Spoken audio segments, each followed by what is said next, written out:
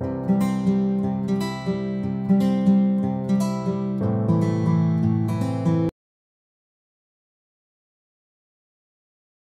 à toutes les clés. Donc cet après-midi, on se retrouve avec Amon pour une petite plongée. Cette fois-ci, c'est toi, Amon, qui va partir en état expansé de conscience. Et j'avais envie de regarder un petit peu ce qui se passe au niveau énergétique pour la France. Je pense qu'on est un petit peu intéressé aussi, des fois, de temps en temps, par le collectif pour voir si ce qui se passe sur les hauts plans, ça descend petit à petit dans la matière et où ça en est, hein. C'est un petit peu ça, l'idée de mon enquête. Alors, j'ai pas mal de petites questions que je te poserai au fur et à mesure. Tu n'es pas trop en avance, on verra ça, je te laisserai découvrir. Et C'est je suis là, l'intérêt. je serai là un petit peu pour te rattraper si tu pars dans ton, comment tu appelles ça, ton mental spiralant en arborescence, hein, pour que ça reste dans une forme de cohérence. Voilà, j'espère que tout le monde va bien et c'est avec grand plaisir qu'on fait cette petite investigation pour vous aujourd'hui. Voilà. Alors c'est parti, Amon, je vais te mettre en état expansé de conscience. Donc voilà, Mon, on a vérifié notre structure, on va dire comme ça, pouvoir partir sur certaines informations qu'on va prendre hors dualité, à froid, parce que je vais t'emmener quand même dans du collectif. Donc le thème d'aujourd'hui, c'était les énergies sur la France. Il y a une chose que j'aimerais vérifier avec toi. On a eu l'information en relation avec ce qu'on appelle l'âme de la France. Quand je te dis l'âme de la France, donc, on est sur le plan de l'âme, sur le plan animique. Est-ce que ça te parle? Est-ce que ça veut dire quelque chose quand on parle de ça? Un peu comme tous les pays. Il y a une âme du pays. Est-ce que cette âme est liée au collectif, aux gens qui habitent ce pays et aux mémoires du collectif? Alors, à ce titre, c'est un peu particulier, parce on pourrait presque comparer ça à une vieille âme, comme beaucoup de pays en Europe, hein. Mais la France a un historique particulier en rapport avec l'âme, puisque l'âme est une mémoire, hein.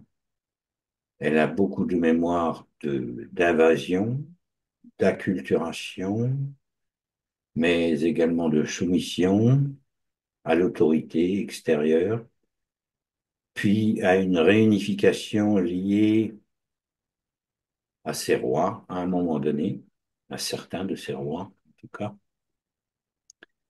qui eux avaient entre guillemets une idée de la France et qui l'ont fait rayonner.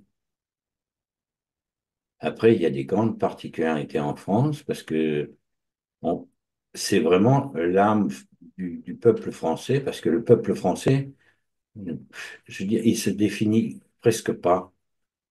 C'est un peu comme si c'était un mélange subtil de provinces, de dialectes, de langues qui ont fini par prendre une langue commune, l'exprimer, cette langue commune.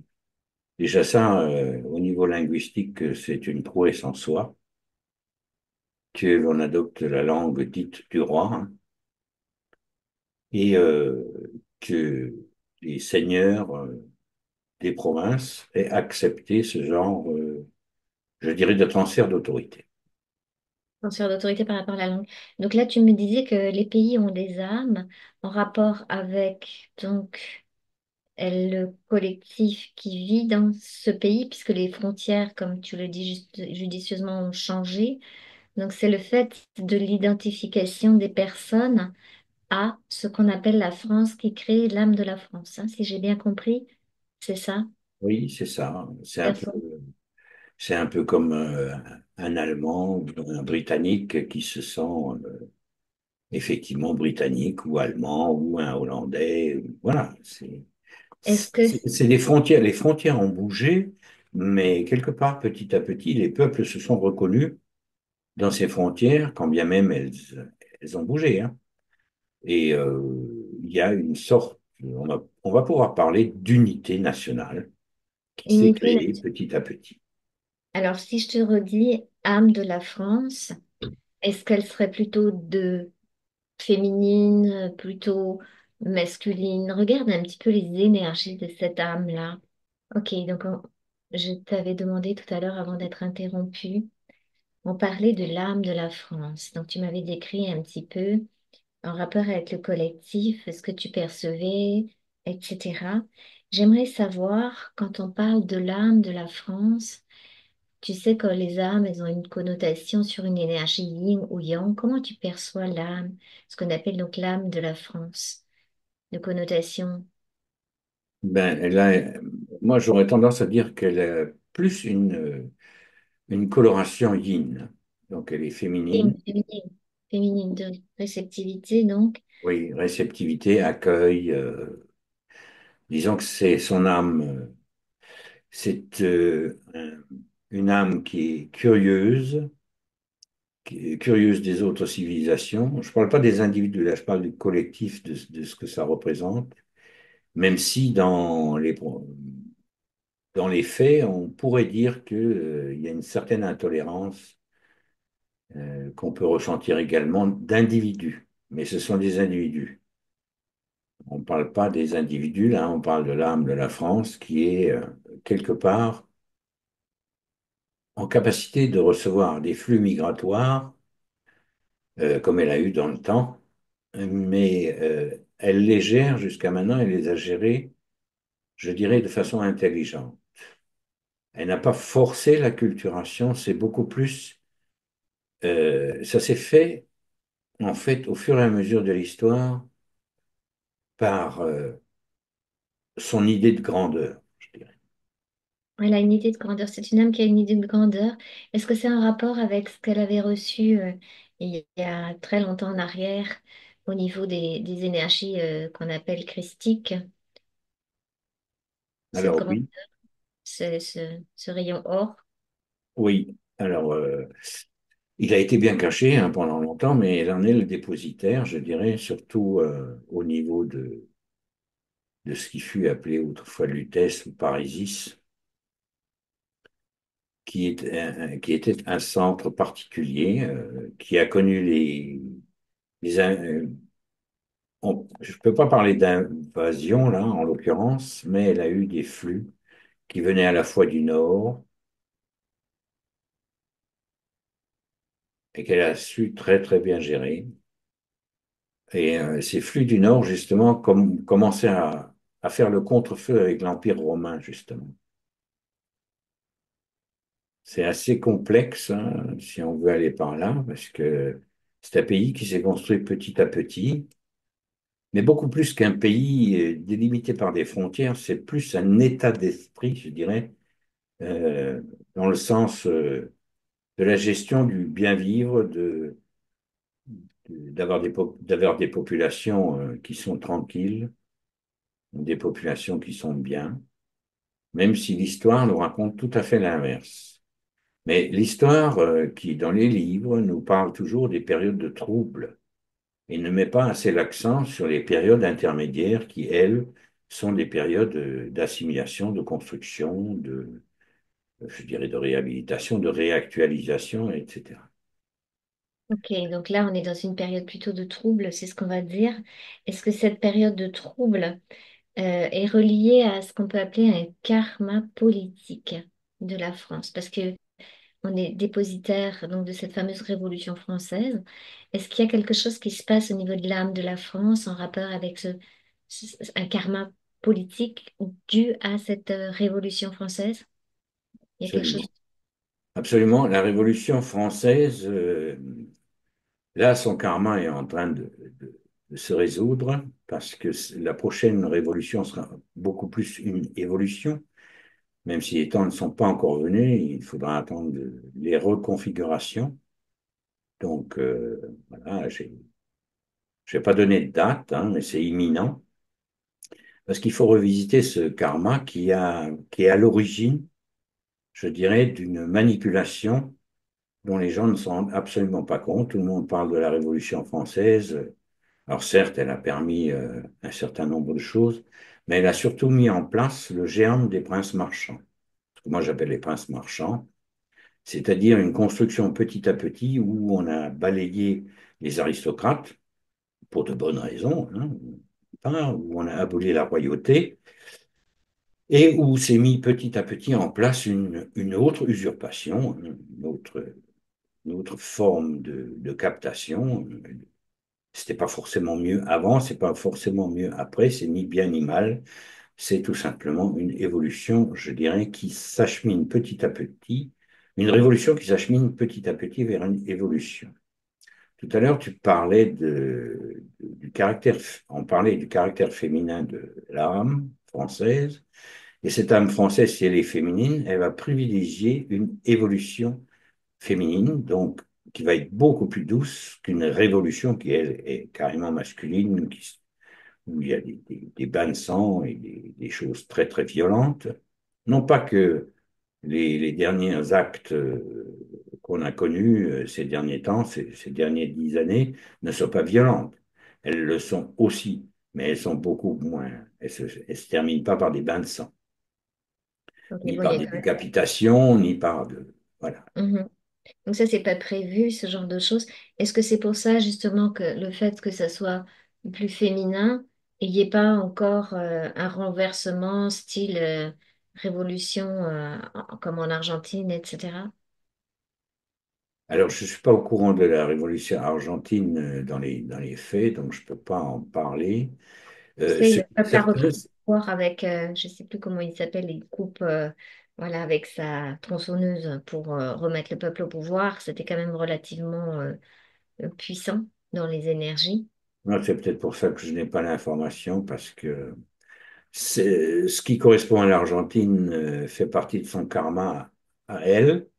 Mm. On peut dire elle, hein, comme un pays, hein.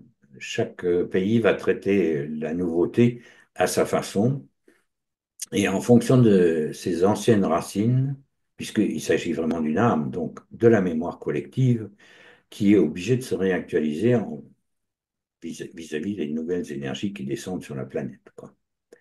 Ce sont des énergies de réactualisation qui vont faire un basculement réel. C'est pour ça que certains personnages, hommes comme femmes, commencent à pointer le bout du nez, hein.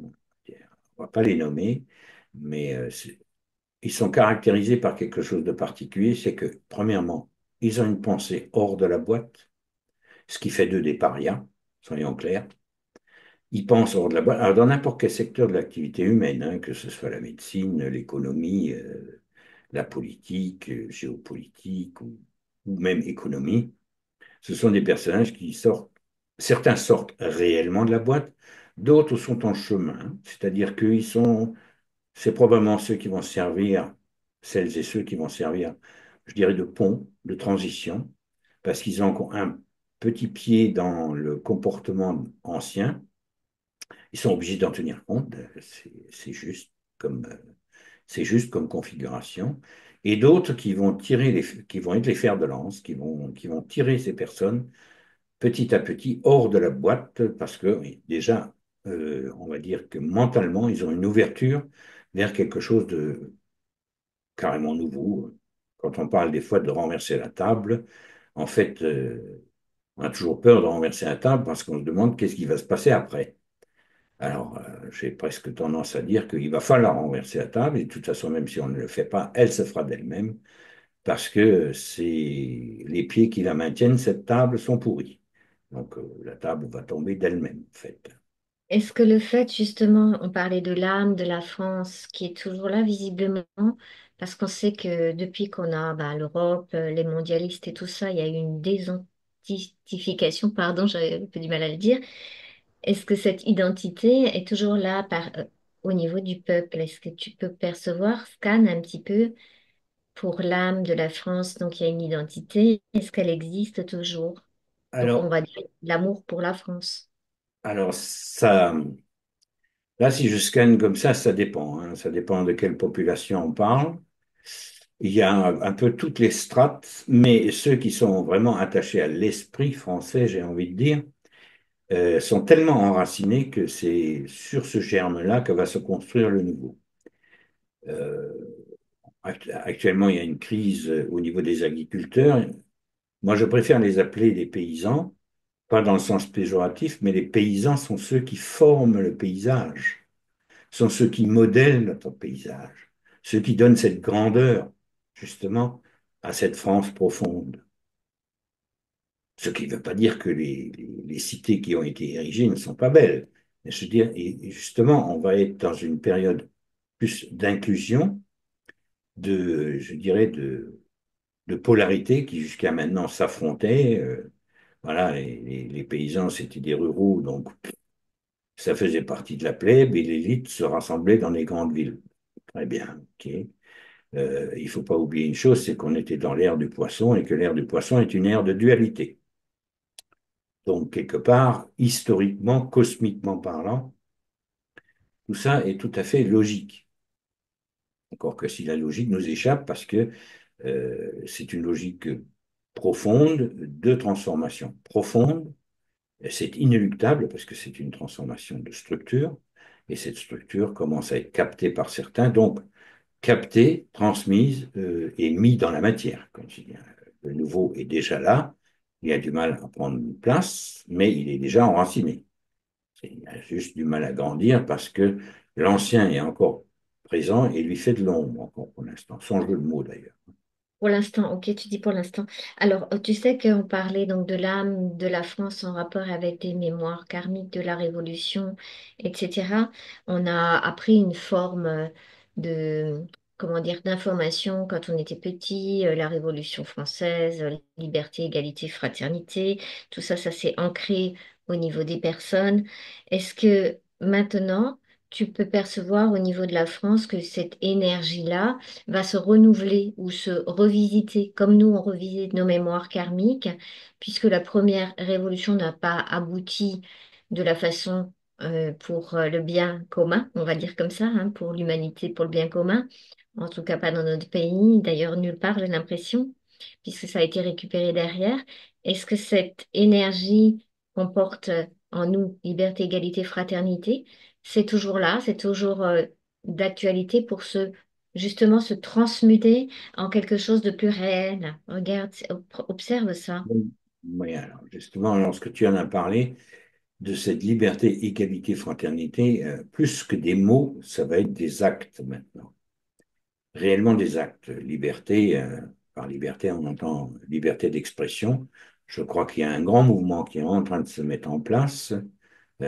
Égalité, ça va être plus équanimité, c'est-à-dire que chacun aura en fonction de ses besoins et pourra contribuer en fonction de ses moyens. Donc, c'est ce qui était cher au CNR juste après la guerre, parce qu'on ne voulait plus de guerre, justement, et qui a été, je dirais, transcrit sous une forme d'Europe qui, si ça avait été l'Europe des peuples, ça fait longtemps que l'Europe serait unie, mais ce n'est pas l'Europe des peuples, c'est l'Europe des marchandises. Donc, forcément, les princes marchands étaient encore aux commandes, et tant que les princes marchands étaient aux commandes, ça ne pouvait absolument rien donner, si ce n'est un appauvrissement total des peuples qui sont sous leur domination. Et Et la fraternité, effectivement, le peuple français est quand même un peuple qui est curieux. En tous les cas, un certain nombre de personnages, pour ne pas dire tous, parce que dès qu'ils ont voyagé, tous ceux qui ont voyagé, qui sont en capacité d'avoir des relations avec d'autres peuples, en reviennent toujours grandis. Et ceux qui viennent en France et qui rencontrent ces personnes également. Donc, quelque part, je veux dire, c'est pas des personnes apatrides au sens, mais qui ont un large éventail de cultures et qui s'imprègnent d'autres cultures, ne serait-ce que pour magnifier un petit peu la culture française. C'est un peu le but. Donc c'est plus réservé à une élite, mais ça va petit à petit. Alors là, je parle sur un long, on va dire un moyen terme, voire long terme. C'est petit à petit ce qui va s'installer, pas seulement en France, ça va commencer à rayonner en Europe. Et j'ai comme l'impression que la France va en être un moteur.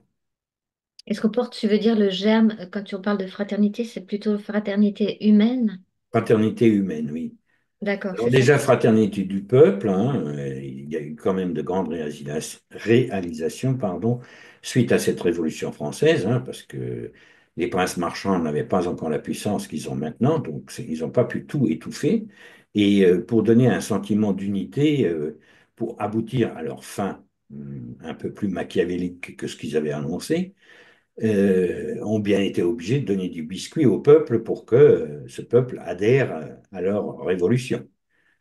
Donc, quelque part, par contre, quand on donne du biscuit au peuple et qu'il y a goûté, c'est un peu comme nos militaires, quand on leur inculque un certain nombre de choses, hein, euh, il y a une sorte de code d'honneur, même si à l'heure actuelle, on ne peut pas vraiment dire que ceux qui dirigent nos armées sont vraiment dans une grande cote d'honneur, à part quelques-uns. Comme toujours, il y a toujours des êtres particuliers, donc on ne va pas généraliser, mais quelque part, le pourrissement étant total, nos militaires n'y échappent pas non plus. C'est pas plus que nos paysans, pas plus que nos politiques, pas plus que nos économistes, personne n'y échappe. Il y a une sorte de pourrissement général, mais qui porte en lui le germe du renouveau, parce que jusqu'à preuve du contraire, beaucoup de Français savent qu'il y a quelque chose qui ne va pas, mais ils n'arrivent pas encore vraiment à mettre le doigt dessus. Or, il y a un certain nombre d'éléments qui ont été mis en place, notamment un soulèvement populaire très récent, hein, on va le nommer, les Gilets jaunes, qui ont donné une impulsion, même si c'était, on va dire, je sais pas, c'est tellement complexe la manipulation dont ils ont fait partie, qui ont empêché qu'en fait ils puissent se constituer justement en constituante. Ok, Parce que la tu m'as constitution, devancé parce que mes questions, justement en rapport avec les mémoires de Révolution française, de Constitution, etc., j'avais quelques informations qui concernent les mots. Tu sais que les mots qu'on utilise ont une grande importance également. Donc, on nous a appris, nous petits, que on a lutté pour pouvoir voter, hein, que grâce à nos ancêtres qui sont morts, on a le droit de vote et tout ça. Et j'ai l'impression que, bon, on a regardé un petit peu ce que faisait Étienne Chouard, etc. Et il trouve effectivement que les mots ne sont plus ajustés. Alors, vibratoirement, j'aimerais t'emmener vers ces mots-là. Si je te dis voter de la façon dont on le conçoit actuellement quand il y a une élection, qu'est-ce que ça donne énergétiquement? Est-ce qu'on est souverain? Qu'est-ce qui se passe en fait? ben, déjà, premièrement, voter, ça veut dire prendre une décision, hein, ça veut dire donner son avis. À partir du moment où je donne mon avis, il doit être pris en considération. Donc, à partir du moment, c'est pas tout à fait ce qui s'est passé ces derniers temps. Euh, Quand on parle d'élection, hein, on va voter. parce que je parle des élections. Je Voilà, parle je te des parle élections. du vote dans l'élection tel qu'on l'a mis en place, tel que c'est en place actuellement. Regarde en rapport, donc le vote en rapport avec les élections, hein, qu'on a l'habitude, voilà, d'aller au butin, blablabla. Quelle est l'énergie derrière? Est-ce que c'est une énergie de soumission? Est-ce que c'est une énergie de libération? Je voudrais que tu prennes l'information sur ce Alors, plan-là. l'information est que c'est un transfert de pouvoir. Voilà l'information qui est. Transfert Voter, de c'est un pouvoir. transfert de pouvoir. Donc, quelque part, on donne son pouvoir à quelqu'un d'autre. Donc, on ne peut pas être souverain. C'est une forme d'abdication. C'est une abdication. Ok, donc très bon, restera là-dessus. Abdication, regarde si ça appartient à certaines forces qui sont encore sur la France actuellement, puisqu'on parlait du karma, etc. Mhm. Tout à fait. Ben, si tu veux, à partir du moment, en fait, on est en train de vivre les derniers instants des princes marchands, hein. Cette, Ok. cette caste de captation euh, qui a mis du temps, hein, beaucoup de temps, qui a, qui a, qui a fabriqué des réseaux, etc., etc. Moi, ce que je vois, c'est une pieuvre, c'est mafieux, ça s'insinue partout, dans les familles, Est-ce c'est qu'elle s'est déjà absolument décollée? partout. Est-ce qu'elle est déjà un petit peu décollée? Parce qu'on sait quand même qu'elle est secouée dans sa base depuis un certain temps. Puisque regarde quand même cette pieuvre dont tu parles. Est-ce qu'elle commence déjà un petit peu à avoir peur ou dans quel état elle est cette fameuse pieuvre? Alors, avoir peur, elle a peur, hein. Elle a peur parce que certaines de ses ventouses sont électrifiées, hein. Donc, elle a tendance à retirer les tentacules, mais je veux dire, elle va les poser ailleurs. En Pour fait, l'instant, elle pose ailleurs. Ok. Elle les pose ailleurs. Elle les pose ailleurs. Donc, Ailleurs en France ou ailleurs? Enfin, elle sort du sauf alors territoire. là, si on parle de ça, c'est carrément une pieuvre qui est totalement apatride, qui ne tient compte absolument de rien du tout, ni des souhaits des peuples. Quand je parle des peuples, c'est des peuples du monde, hein, pas seulement des peuples d'Europe, qui tient compte absolument de rien, que ce soit sous une forme ou sous une autre. Elle suit son programme à elle, son programme de domination totale, quoi. Ben, Ok. comme une pieuvre, et encore, c'est pas très gentil pour les pieuvres, tout ça, hein. Oui, mais est-ce que tu me fais penser qu'en réalité, on a vu la Révolution française appartenir aux Français? Est-ce que maintenant, on fait partie, donc, dans cette nouvelle structure d'évolution, de quelque chose de plus global, puisque tu me dis que, voilà, cette pieuvre des princes marchands, de toute façon, représentant l'empire mondialiste, peu importe comment on l'appelle, ou l'oligarchie, Un empire qui a un fini empire. par devenir mondialiste, quoi. Donc, est-ce que justement les mouvements qu'on voit en France sont non pas seulement liés à l'âme de la France, mais sont liés à l'âme des peuples, donc dans la fraternité des peuples, quelque part? C'est pour ça que le mot fraternité résonne si fort et que, quelque part, la France, karmiquement, a un rôle à jouer, un rôle important à jouer parce que chaque fois on prenait comme exemple, parce que quelque part, il faut que on prenait comme exemple la Révolution française dans les autres pays. J'ai cru entendre qu'on prenait aussi comme exemple les Gilets jaunes dans d'autres pays. Donc, quelque part, les autres pays regardent quand même la France. Il n'y a qu'en France qu'on ne sait pas que les Gilets jaunes sont une révolution en soi. Ok, reste là-dessus, parce que je t'ai parlé de certains mots, de certaines énergies derrière les mots. Donc, on a vu que quand on va élire quelqu'un, on donne son pouvoir, donc on n'est pas dans la souveraineté, on est bien d'accord. Oui. Quand je te dis maintenant, tirage au sort. Qu'est-ce que ça t'emmène comme vibration, comme fréquence? Parce que c'est d'actualité également avec... bon, je te donnerai d'autres mots encore après, mais tirage au sort. Quand je te dis juste ce mot-là, Eh ben, tirage au sort, tout dépend comment que c'est fait. Je tirage au dirais sort. qu'un tirage au sort, euh, à partir du moment où l'échantillonnage de la population est en adéquation avec cette même dite population, et là, faut en référer à des mathématiciens, je ne suis pas mathématicien, pour déterminer quel est réellement le nombre de personnes qu'il faut avoir de façon à ce qu'on ait une représentation réelle, en petit nombre, du plus grand nombre.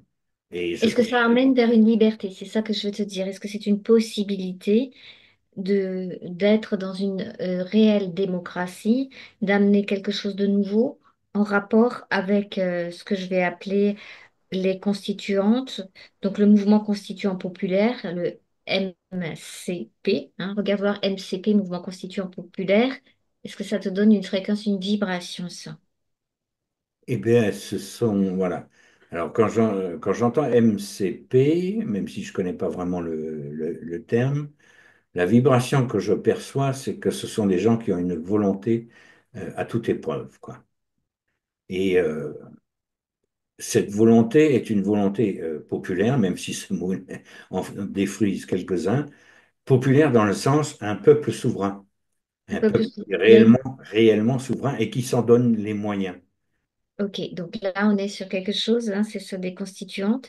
Si je te dis RIC, référendum d'initiative citoyenne, dans ce cadre de, donc on va dire, qu'est-ce que je voulais dire, de mouvements constituants populaires, etc., si on met en place du RIC, qu'est-ce que ça te donne? Est-ce que ça te donne une fréquence de nouveau où on va aller au casse-pipe, ou est-ce que ça ouvre des portes, des possibilités quantiques de mettre en place le nouveau qui n'avait Alors, jamais été mis en place? alors pour l'instant, le RIC est dans le germe parce que je dirais que la population, dans sa grande majorité, ne, ne comprend pas comment on peut exercer son pouvoir en tant que nation, en tant que peuple, vis-à-vis des autres, tout en restant identifié à son pays, je veux dire, identifié à son pays, tout en respectant les autres pays. Donc tout ça, c'est encore un peu flou, je vois beaucoup de flou. C'est pour ça que juste après, j'ai ce fameux basculement qui est imminent, imminent. Alors, imminent, en termes, je dirais, de mouvement de population, ça peut être un an et demi, hein, d'accord? Ah oui, quand même, c'est très proche. Donc, si je te parle maintenant, je parlais des mots et tout ça. Tout à l'heure, pour s'amuser, on avait regardé un petit peu donc, ce que faisait Étienne Chouard au niveau des constituantes. Tu sais que c'était vraiment quelqu'un qui était depuis le début vraiment un précurseur par rapport à ce qu'on a appelé une vraie démocratie. Si je te parle des lois de Chouard, regarde ce que ça donne comme fréquence et comme vibration derrière ça. Mais alors, ce que j'ai là, c'est tout simplement, euh, derrière les lois de Chouard, il y a Chouard, et Chouard est un des personnages clés dont la vibration est hors de la boîte. C'est-à-dire quelqu'un qui a été capable de... Il a les mêmes informations que nous, il est passé très probablement par les que je ne connais pas spécialement, mais il a un certain âge, donc il a connu un certain nombre de, je dirais, de programmations éducationnelles, probablement familiales et probablement sociétales. Et du coup, ce que je vois, c'est qu'il a réussi à s'extirper de la boîte pour penser, pour carrément penser hors de la boîte, même au-delà de cette fameuse démocratie athénienne, un peu comme s'il était à l'origine de quelque chose de totalement nouveau, d'une façon de percevoir les choses nouvelles. Alors, il n'est pas le seul, hein, il n'est pas le seul, parce que c'est quelqu'un qui, visiblement, a une grande écoute. Sa capacité d'écoute, justement, alliée à sa pensée nouvelle, fait que ben, ce sera très, très probablement un personnage de premier ordre. Ok, on sait que de toute façon, on a besoin de leadership, même si on n'a pas besoin d'avoir des gens qui prennent le pouvoir à notre place. Donc, ça fait partie des nouveaux leaderships. Ok, c'est ce que je voulais que tu regardes un petit peu. Et quand on parle de Qui les tout ça, caractérise, pardon, c'est justement quand tu as parlé de pouvoir, ce qui les caractérise, tous ces personnages-là, c'est qu'ils ne veulent pas le pouvoir pour eux. Ils veulent réellement le restituer, mettre en place, je dirais, l'architecture qui permettra au peuple de reprendre le pouvoir. ok, C'est donc important, ça. c'est oui, parce qu'il y a une confusion, tu sais, depuis le début, que même au niveau des spirituels et de chacun d'entre nous, même quand on parle du pouvoir de la lumière, des fois ça fait peur parce que on a associé le mot pouvoir au mot mettre, prendre le pouvoir sur quelqu'un, hein, ce qui est une inversion.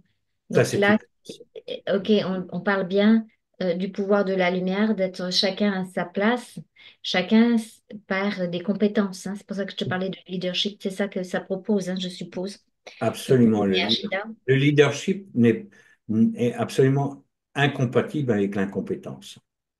C'est un pouvoir de compétence, mais c'est pas un pouvoir sur quelqu'un, ok? Un pouvoir de compétence. Est-ce qu'on est, tu me disais il y a encore un petit peu de temps au niveau du bascule, est-ce que ça a un rapport justement avec la conscience qu'on a été petit à petit, quand on est dans le collectif, soumis, en fait. On nous a soumis à des croyances, on nous a soumis à de l'information. Alors là, je parle pas de la propagande qui est actuellement, c'est encore pire qu'avant, hein, on va dire comme ça, il y a des lavages de cerveau. Est-ce que ça doit attendre un petit peu ce revirement de conscience ou ce basculement collectif ou qu'est-ce qui se passe là? Regarde un petit peu ce que tu perçois par rapport à ce que je te raconte. Alors, la première image que j'ai perçue, c'est que on n'arrête pas une machine avant la fin de son programme. Sinon, le linge n'est pas propre. Ah, ok. Donc ça veut dire que ça fait partie, même les lavages de cerveau qui sont subis, etc., ça fait partie d'un éveil possible de conscience? Alors, oui, justement, c'est assez subtil parce que, en fait, les personnes que l'on pense endormies à cause de la propagande ne le sont pas tant que ça. Comme j'ai dit tout à l'heure, elles ont le germe à l'intérieur d'elles pour dire il y a quelque chose qui ne va pas, il y a quelque chose qui ne colle pas. Mais comme la table n'a pas encore été basculée, ben forcément la lumière ne peut pas pénétrer à sa juste valeur de façon à éclairer ces personnes. Donc il y a encore un travail d'éclairage à faire, un travail je dirais, d'information à faire, qui sera fait hein, par beaucoup, beaucoup de personnages qui commencent à faire ce travail. Mais j'ai presque envie de dire qu'ils le fassent ou qu'ils le fassent pas, ils le feront. Mais qu'ils le fassent ou qu'ils le fassent pas, il arrivera à un moment donné où la bascule se fera. Parce que euh, ce n'est pas les peuples qui décident de ça, ce ne sont pas les individus qui décident de ça. Il y a un mouvement absolument global qui fait qu'on passe de l'involution à l'évolution. Alors, est-ce que ça se passera avec la fleur au bout du fusil? J'en sais rien. Euh, En tous les cas, ça se fera.